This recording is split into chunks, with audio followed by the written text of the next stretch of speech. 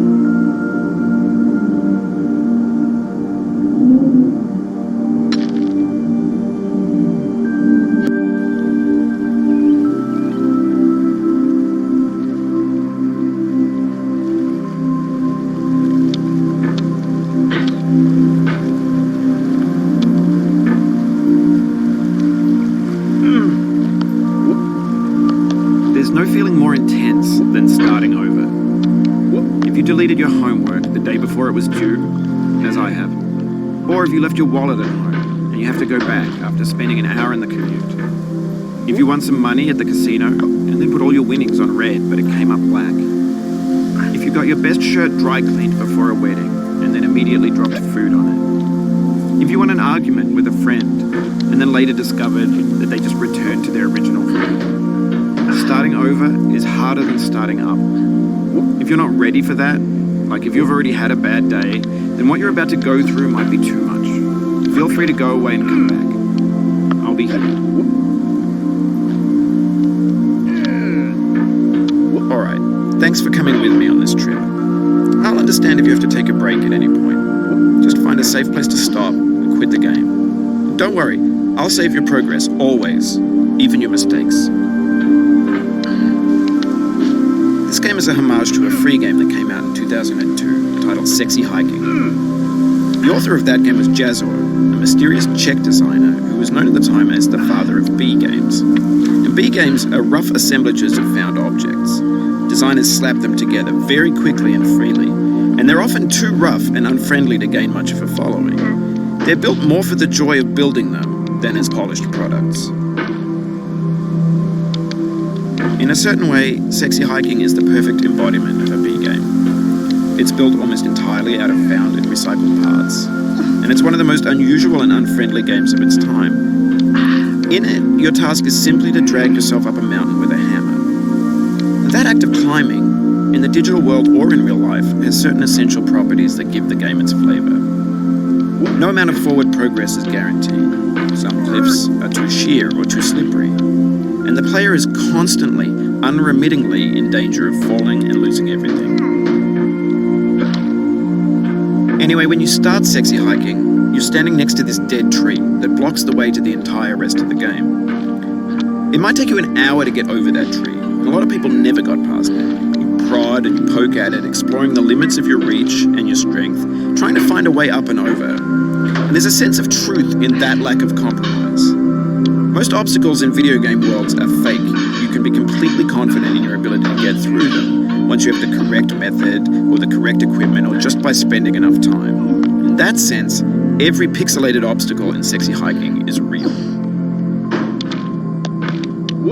The obstacles in Sexy Hiking are unyielding, and that makes the game uniquely frustrating. But I'm not sure Jazzuo intended to make a frustrating game. The frustration is just essential to the act of climbing, and it's authentic to the process of building a game about climbing. A funny thing happened to me as I was building this mountain. I'd have an idea for a new obstacle, and I'd build it, test it, and it would usually turn out to be unreasonably hard.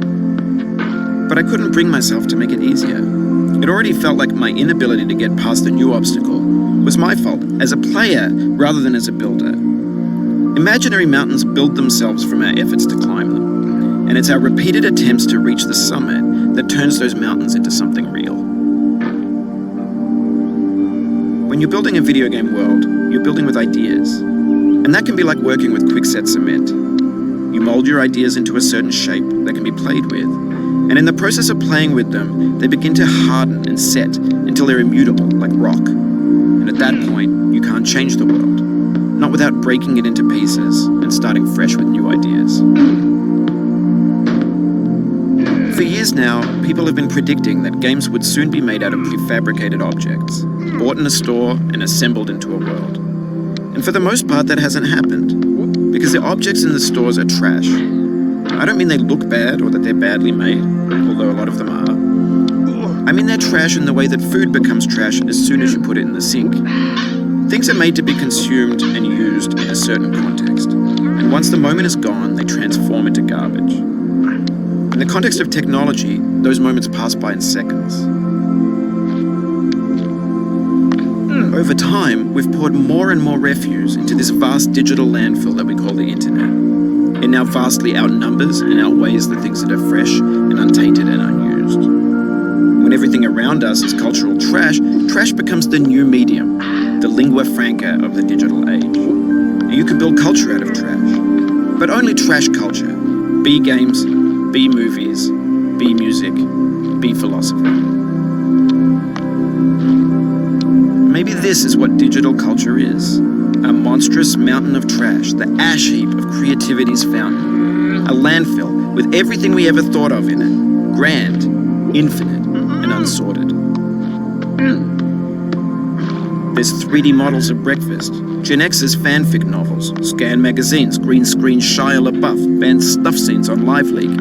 Facebook's got lifelike bots with unbranded adverts and candid shots of Kanye and Taylor Swift mashups, car crash epic failed gifs, Russian dashcam vids, discussions of McRibs, discarded, forgotten, unrecycled, muddled, rotten, untitled. Everything's fresh for about 6 seconds, until some newer thing beckons, and we hit refresh. And there's years of persevering, disappearing into the pile, out of style, out of sight. In this context, it's tempting to make friendly content that's gentle, that lets you churn through it but not earn it. Why make something demanding if it just gets piled up in the landfill, filed in with the bland things? When games were new, they wanted a lot from you. Daunting you, taunting you, resetting and delaying you. Players played stoically. Now everyone's turned off by that. They want to burn through it quickly. A quick fix for the fickle, some tricks for the clicks of the feckless. But that's not you, you're an acrobat. You could swallow a baseball bat. Now I know, most likely you're watching this on YouTube or Twitch, while some dude with 10 million views does it for you. Like a baby bird being fed chewed up food. That's culture too. But on the off chance that you're playing this, what I'm saying is, trash is disposable, but maybe it doesn't have to be approachable. What's the feeling like? Are you stressed? I guess you don't hate it if you got this far, feeling frustrated. It's underrated. An orange is sweet, juicy fruit locked inside a bitter peel. That's not how I feel about a challenge. I only want the bitterness. It's coffee. It's grapefruit. It's licorice.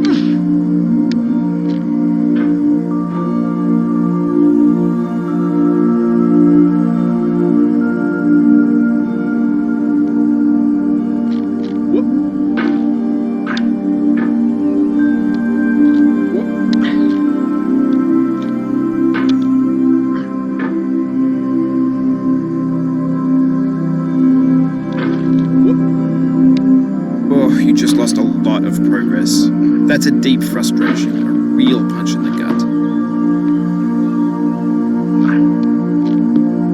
Oof, sorry about that.